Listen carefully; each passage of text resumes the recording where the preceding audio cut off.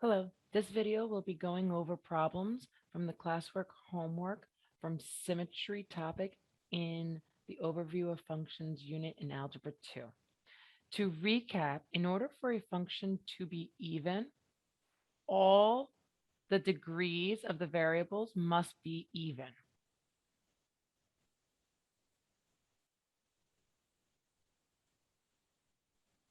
This creates symmetry over the y-axis for the function because all even functions are symmetrical over the y-axis, like this.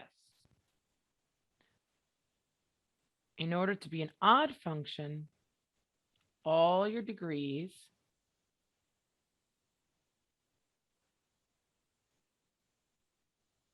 must be odd. This creates symmetry about the origin.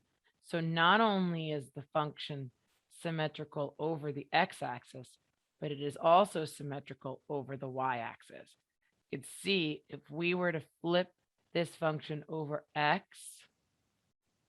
first and then over y, it would land on top of this half right here, would land directly on top of this half. In order to create that symmetry, all the degrees must be odd. Let's check out a few problems.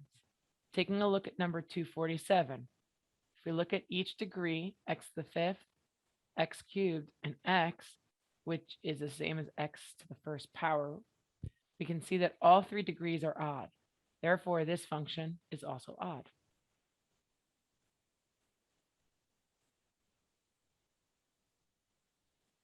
Next, let's go over 249. For 249, the degree is odd here. However, when you have a constant with an odd degree, constants create a vertical shift in a function. So the minute you have a vertical shift in an odd function, it is no longer symmetrical about the origin because it has moved off the origin. So anytime you have a constant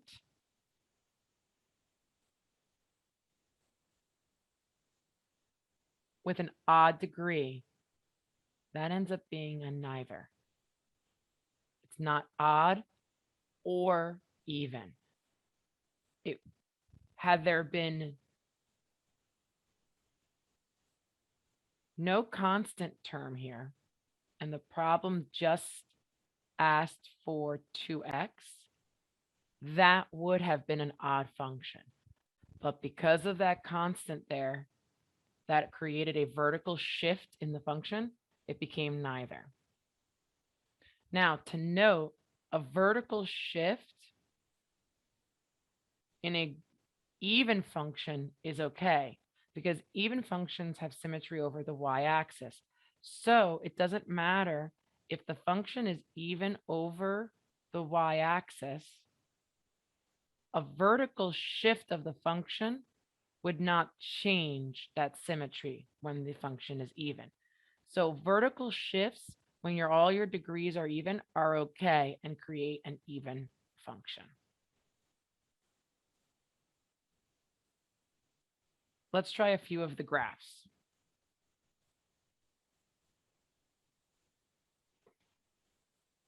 Looking at the graphs, we're looking for symmetry about either axis.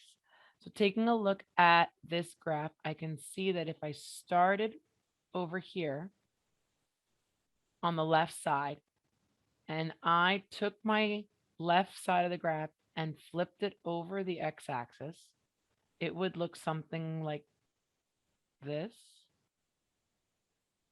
And next, if I took it again and flipped it over the x-axis, it would end up landing directly on top of the right half, which means because this graph has symmetry over the origin, as when it rotates 180 degrees, it lands right here. Rotating 180 degrees would be the same as symmetry over both axes. This function is odd. Taking a look at number 253, we can see that the two halves are mirror images of each other, and the mirror is right down the middle here, the y-axis. Because the function is directly split with symmetry over y-axis, this function is, in fact, even.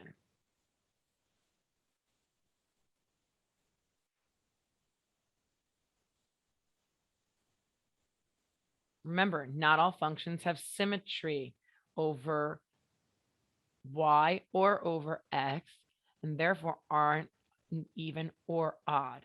Take a look at 254. Number 254, I can't rotate around the origin. This would not look the same if I took half of this graph and flipped it up over x and then tried to flip over y. It would not land on top of the right half of the graph. This has no symmetry, so this is a neither.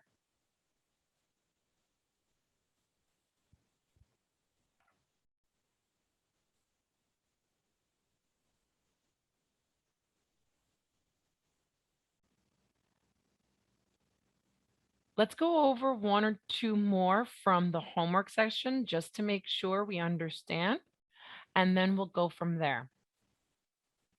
Let's take a look at 260. These are a little tricky, okay? Because the end behavior